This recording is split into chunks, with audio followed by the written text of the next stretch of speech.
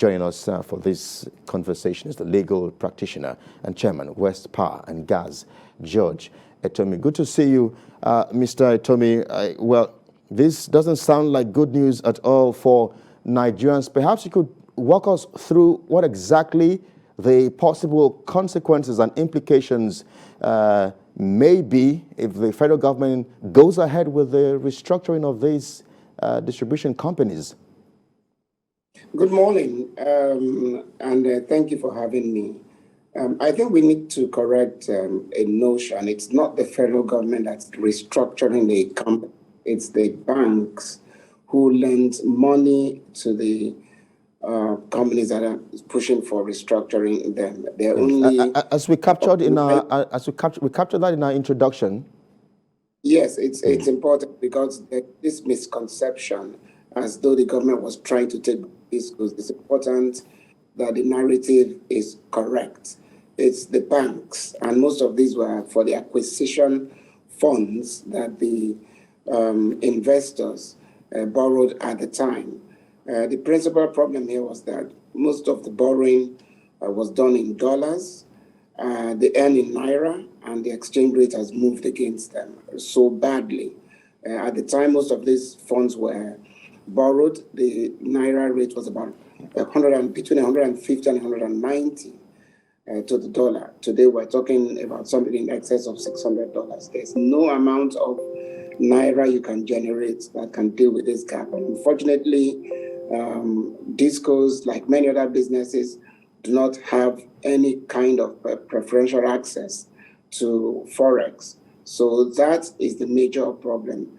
Before today, most of the discos were pushing as part of the overall resetting of the sector for these acquisition finance to be redominated in naira.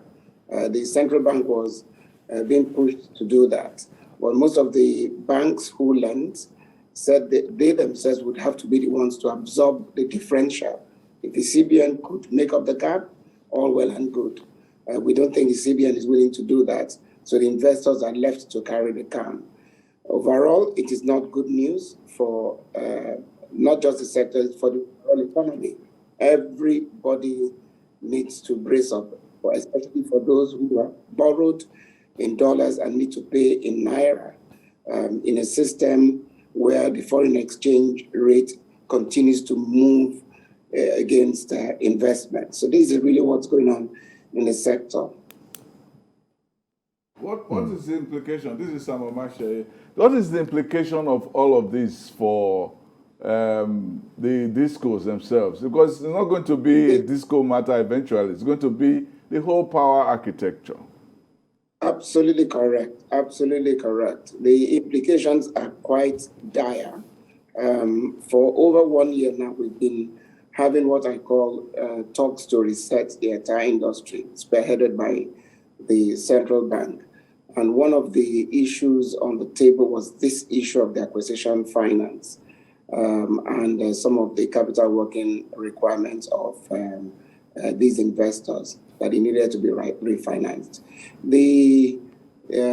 A company like Eco Disco, for example, did their refinancing about 4 or 5 years ago. I think they saw the storm coming and quickly refinanced, took the hit at that time, but the margins at that time were much less. I think it was at the time Eco Disco refinanced, the naira had gone to 300 to the dollar. We acquired at 190.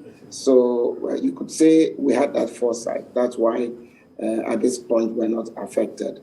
But what's playing out here, it's the overall mismatch between the tariff structure in a business and the obligations we are all expected to meet up with. From the get-go, the privatization was premised upon a market-driven structure. That's the only thing that brings investment and attracts investment to the sector.